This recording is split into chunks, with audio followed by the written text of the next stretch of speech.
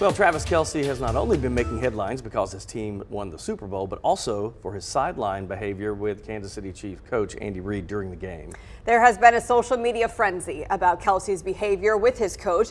And this morning we are looking at the body language of the interaction between the two men and talking about good sportsmanship in children. All right, this is what Blanca Cobb, who is a body language expert with a master's degree in psychology, is talking about this morning. So Blanca, what is your take of this whole encounter and how it unfolded? I think Travis Kelce just has a lot of passion. I think he was frustrated because his team fumbled. He wasn't in the game. He wanted to get in the game, but his approach was out of line. The way he got too close to his coach, so close that he bumped into him, and then he's up in his face yelling. That gives a totally different perception of what's going on for Kelce, and then also about his character, which is unfortunate. Yeah, and the defense of that behavior afterward by Andy Reid in the news conference was unsettling too. Yeah, I think, Blanca, let's talk about kids, because when your kids, they're going to see this, right? This clip has been run over and over everywhere. How can we use that as a teaching moment with our children?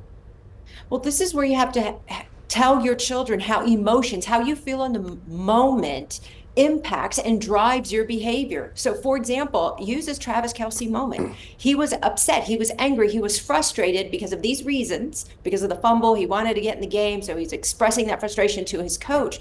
But your emotions can impact the way you walk, the way you talk, and the way you approach somebody where it can be perceived as aggressive. That's why it is so important for you to be able to regulate your own emotions.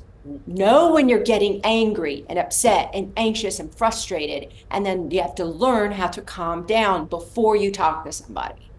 Of course, no one is perfect, but what lessons about sportsmanship can children learn from this exchange? That they, like I said, that they have to learn to control their emotions, their intensity, and how they express those emotions. Because even though they may not like what's happening in the game, whether it's on the court, on the field, decisions, plays, calls, interactions with other players, they still have to treat somebody with respect. And one way of doing this is to get control over their own emotions, which is going to control any type of negative body language, and that their behavior is not only a reflection of them, but also of their team. And that it is a responsibility when you're playing on a team for your own behavior. Very true. Thank you, Blanca. And of course, you can continue your conversation with Blanca on her Facebook page. It's Blanca Cobb, body language expert.